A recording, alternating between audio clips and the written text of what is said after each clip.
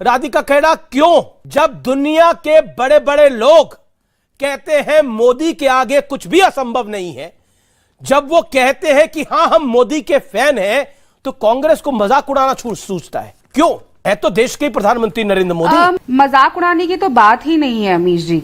यहाँ पे हम बात कर रहे हैं नरेंद्र मोदी जी की। वो नरेंद्र मोदी जी, आपको याद होगा, जो प्रधानमंत्री बनने से पहले जब अपने नाम से वीजा मांगते थे तो अमेरिका में उनको एंट्री भी नहीं मिलती थी। वो प्रधानमंत्री मोदी जी जिनकी विदेश नीति ऐसी थी कि अमेरिका के पूर्व प्रेसिडेंट डोनाल्ड ट्रंप के लिए वोट मांगते थे और दूसरा कोई जीत के आ जाता है। ये विदेश नीति होती है। तुम्हें शर्म है? कुछ शर्म आया है?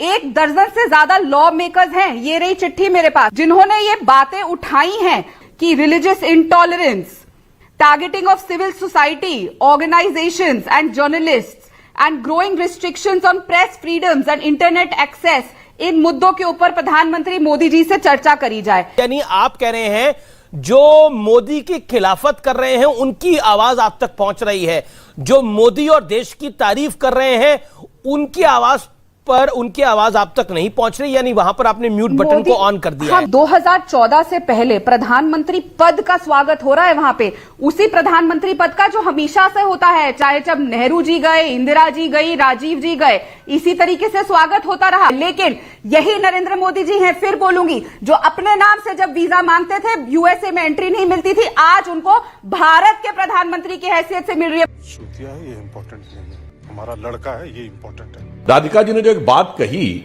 या तो उनकी अज्ञानता है या ये कांग्रेस की शरारत है। मैं चुनौती से कहता हूं, मोदी जी ने मुख्यमंत्री बनने के बाद कभी यूएस वीजा के लिए अप्लाई नहीं किया था। तो वीजा मांगते थे और वीजा नहीं मिलता था, यह सरासर झूठ है। तो वीजा मांगते थे और वीजा नहीं मिलता था, यह सरासर झूठ है। हां, बगैर वीजा अप्लाई किए भारत के एक नहीं 50-60 सांसदों ने अमेरिकी सीनेट को लिख के भेजा था कि मोदी जी को वीजा नहीं दे। मगर कालचक्र की गति देखिए, आपने तो लिख लिख के जमीन आसमान के कुलाबे एक कर दिए थे, और आज वही यूएस कांग्रेस के दोनों सदन, सीनेट एंड कांग्रेस के संयुक्त सदन में मोदी जी भारत के पहले प्रधानमंत्री बने जिन्हें 2 बार संयुक्त उद्बोधन के लिए बुलाया गया।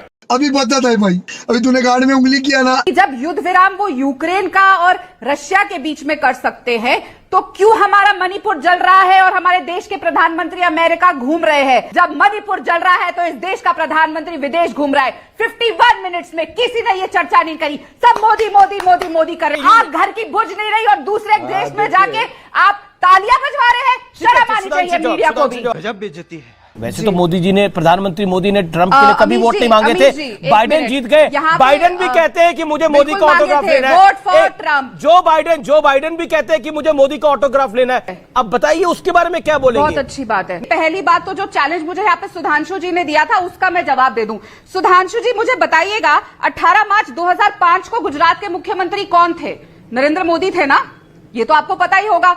लेकिन आपकी अज्ञानता से आज मैं बहुत हैरान हूं कि इतने ज्ञानी व्यक्ति को ये नहीं पता। ये मेरे सामने स्टेटमेंट है यूएसए का। आपने कहा ना कि वीजा कभी नहीं मांगा, आपका झूठ यहीं पे पर्दाफाश किया जाएगा।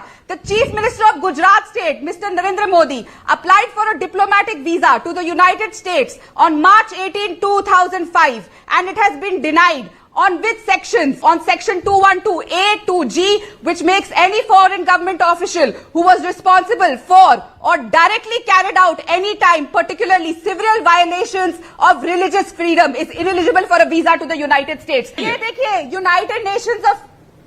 United States of India का statement है, America. And the statement is by David C. Mulford, U.S. Ambassador to India, Roosevelt House, New Delhi. और इनकी खुद की वेबसाइट पर डाला हुआ है। मैं कोई अमित मालविया की फेक व्हाट्सएप फैक्ट्री से चीजें लेकर नहीं आती हूं। तो आपने जो चैलेंज किया था और कहा था कि मोदी जी ने कभी वीजा नहीं मांगा है, पढ़ के आया करिए और देश को व्हाट्सएप फैक्ट्री से चलाना बंद करिए। दूसरी बात, यहां पे बड़ी बड़ी बातें हो रही है कि मोदी जी ने योगा का ये कर दिया। क्यों?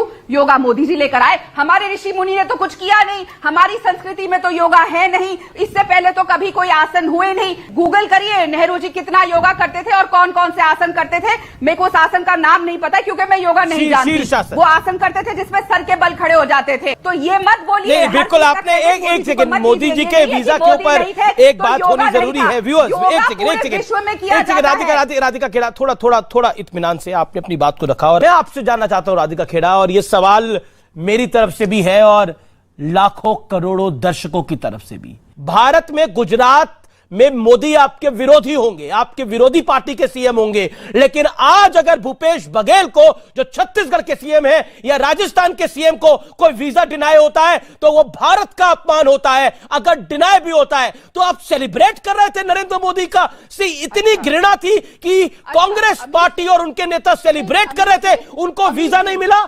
अच्छा, अटल बिहारी वाजपेयी जी को मोदी जी से क्या घृणा थी जो उन्होंने राजधर्म निभाने को कहा था उनको? उन्होंने बोला था आप राजधर्म निभा रहे हैं। क्यों निभाने को कहा था? नहीं, वो वीडियो प्ले करिए, फिर पूरा वीडियो है मेरे पास, व्हाट्सएप पूरा वीडियो है। उन्होंने बोला था आप राजधर्म निभा रहे हैं। मोदी जी पीछे क्या? चलिए आप चलाइए वीडियो। मेरा एक ही संदेश है कि वो राजधर्म का पालन करें। ये कैसे लोग हैं भाई, इतनी बेशर्मी। मैं फिर बोल रही हूँ, ये कांग्रेस सच पे बात करती है। हम अमित माल्या की फेस पे व्हाट्सएप फैक्ट्री से नहीं चलते। अमित माल्या देश को मत बदलाइए।